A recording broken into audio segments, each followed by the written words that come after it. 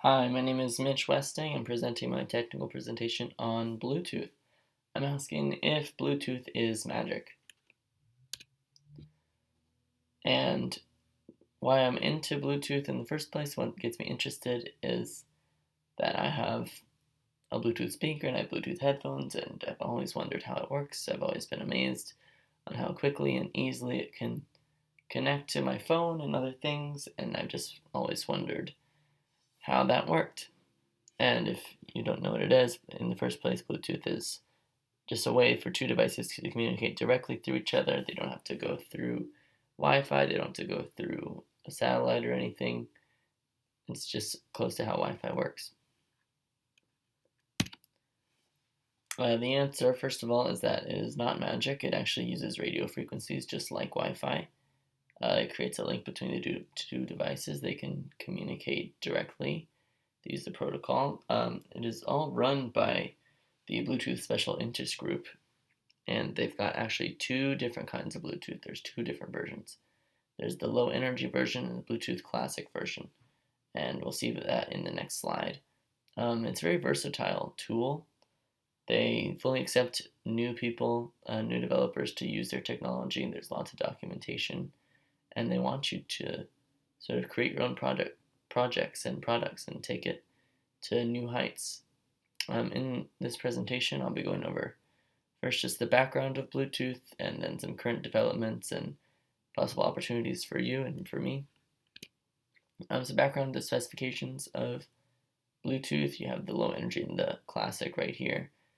You can see here that the classic has 79 channels and the low energy only has 40 channels. So the classic is more robust and able to handle more things at once. But for example, the low power, the low energy one is way, way less than the classic. This is, for instance, 1 to 0.01 or to 0.5, so it's half as much, possibly 1% as much.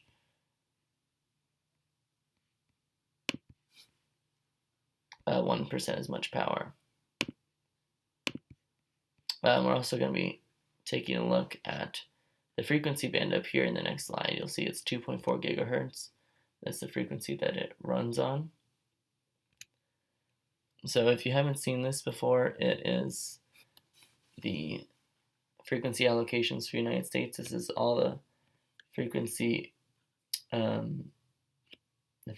that we have and what they're allocated for. It's very hard to see, but this is the amateur. This dark green is the amateur one, and there's only a couple different areas where it's used. There's this one, this one.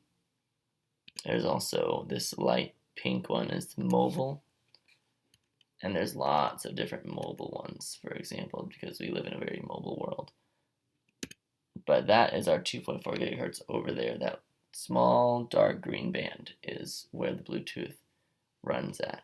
And that's just the United States. If you're in the UK, it is different. It looks similar, but if you look at the amateur, it's in different spots. And the mobile as well has much different allocations here. So that is sort of where in the spectrum Bluetooth is running. Now, looking further into how it actually works, we know that it runs on radio frequencies at that frequency, but some of the functionalities that we can look into are right here. There's lots of documentation that you can look through, that I looked through. One of them is just the general object exchange. This is just how objects are sent back and forth between the two devices. The first thing it needs to do is connect from the client to the server. The server is going to send a response to that, but it's not authenticated yet. So then they have to do it again. And this happens very, very, very, very fast. It's at 2.4 gigahertz. So in 2 messages to be sent is incredibly fast. Each message that's sent is according to a certain code, the connect request has all these different fields. There's a flag, a sequence number, and then the client and server both follow the protocol to be able to decode it and know what is happening.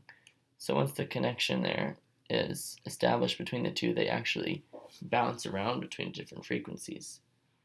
It's like 1,000,000 times per second they will change frequencies so that they can stay connected to each other and not get interfered by any other device that might be at that particular frequency.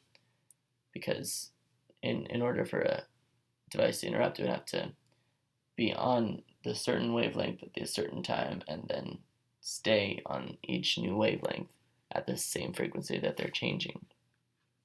So this will keep them connected, and once they are connected, we use the put method. The put function is just another message, and it has the sequence number identifier, a name, various things that get sent back and forth, and then the server and the client know how to decode it, and then that is how it gets the object sent across.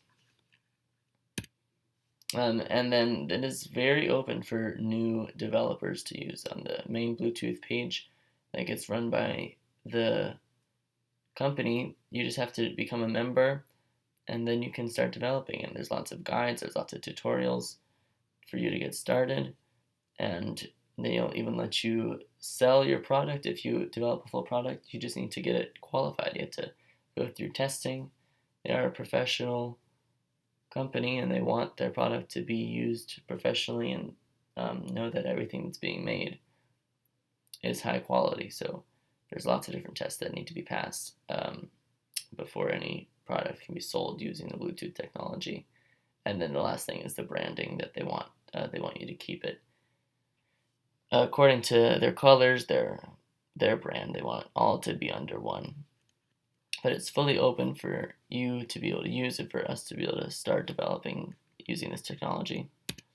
One of the examples is using Raspberry Pi. You can modify your kernel and then it'll be using Bluetooth. You can go through this tutorial and it's pretty fun, and then you can just start and it'll connect to your phone. And there's lots of different other things. Some new applications that are going on right now, actually, they're using Bluetooth to help with COVID-19. They're measuring distancing and occupancy for buildings in order to know if they're able to open up like new places. What is the capacity that they should be providing in when they open these places, as well as routing. Like if you're traveling through a big building or through a large crowded area, what's the best route for you to go, and then they'll be able to do that. Another cool thing that I hadn't heard of before was this angle of arrival. When the radio waves are sent out, they're sent out in just through the air in a circle, but they hit the other device at a certain angle, and they are able to measure that now, or they're working to be able to measure that. They can use that for safety because there's lots of different machinery moving around at different angles in factories as well as in sports. If you never need a specific timing, specific angle on something, you can enhance your performance by possibly using this new technology. I thought that was very interesting, and it'd be real cool to start a project of my own using some of this. My references are right here. There's the main Bluetooth page. I think I learned a lot about this that I didn't know before about Bluetooth, and I'm very interested in starting my own projects using it. All right, thank you very much.